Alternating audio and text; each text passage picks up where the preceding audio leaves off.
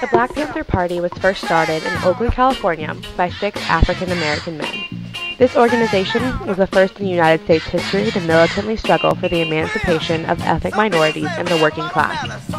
The party's ideas and theories were based on the practices of the late Malcolm X. To the original 6 who began the organization, Malcolm X represented a militant revolutionary who had the dignity to stand up for all oppressed minorities. Although one thing was changed. Instead of focusing on black nationalism, which was condemned as black racism, the Black Panthers began to focus on socialism without racial exclusivity. When the organization first began, a doctrine was set forth by Huey P. Newton and Bobby Seale, calling primarily for protection against police brutality. During the 1960s, police brutality against African Americans was at an all-time high. To many African Americans in the 1960s, the police symbolized a society that denied black citizens equal justice. Police actions, which included beatings, dog attacks, and the use of fire hoses, ignited race riots throughout the United States, and the Black Panthers were no exception. With hundreds of deaths in Oakland each year alone, the need for protection and safety for these citizens was undeniable. The organization's leaders knew they needed to act fast, which is when they decided to create a 10-step program which would benefit African Americans in all facets of their lives.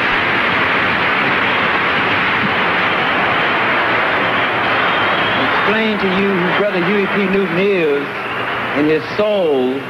I got to explain to you also your soul, your needs, your political desires and needs, because that is Huey's soul. When we first organized the Black Panther Party for self-defense, he would say, Bobby, he says, we're going to draw up a basic platform, just basic, that black people can read.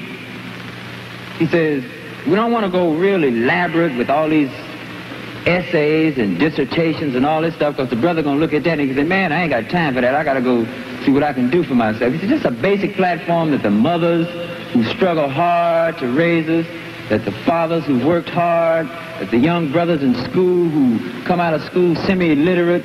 You say we want freedom, we want power to determine the destiny of our black community. Full employment for our people. Number 3, we want housing fit, decent housing fit for shelter of human beings.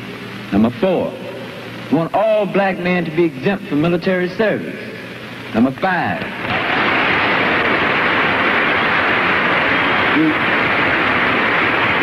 we want decent education for our black people in our community that teaches us the true nature of this decadent racist society, and to teach black people and our young black brothers and sisters their place in the society, because if they don't know their place in society and in the world, they can't relate to anything else.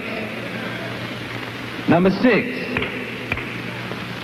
we want an end to the robbery by the white racist businessmen of black people and black people in their community. Number 7, we want an immediate end to police brutality and murder of black people. Number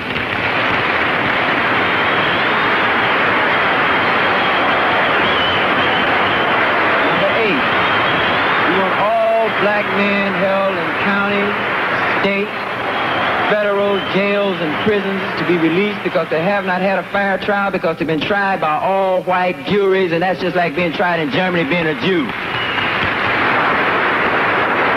Number 8, we want black people, number 9, when brought to trial, to be tried by members of their peers. And a peer being one who comes from the same economic, social, religious, historical, and racial background. If the United States government and the courts and the local courts did this, they would have to choose black people from the black community to sit up on the jury. They'd have to choose some of the mothers who've been working 20 years in Miss Ann's kitchen scrubbing floors like my mother done done. They have to choose some of them hard-working fathers.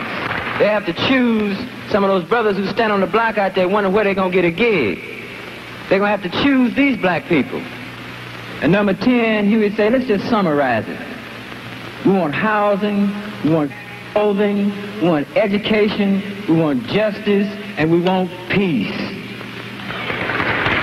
Within the time that the organization was active, which was from the 1960s to the early 1970s, the peak membership was nearly 10,000.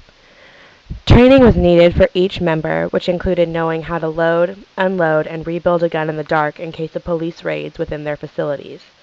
It also included strength, agility, and militant march patterns which were used during the many protests. The training took place throughout the cities, but was covert in case of police action. Now, one of the many programs started by the Black Panthers was armed citizen patrols. The party would arm the members and send them out to evaluate the behavior of police officers, along with protest their grievances with the police. Many grievances were shown through protests in front of police stations.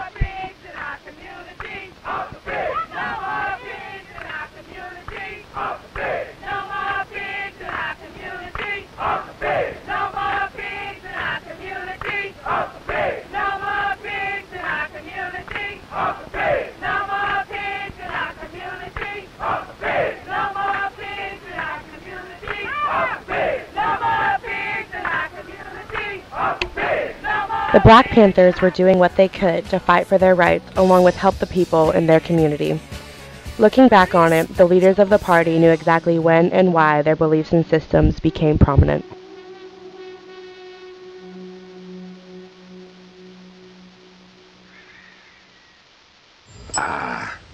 Well, if they had not killed Malcolm X, probably the Black Panther Party would not have evolved. In 1967, when I led a delegation to the California State Legislature, 24 males and 6 females, I read Executive Mandate Number 1, written by myself, Huey Newton, and Eldridge Cleveland.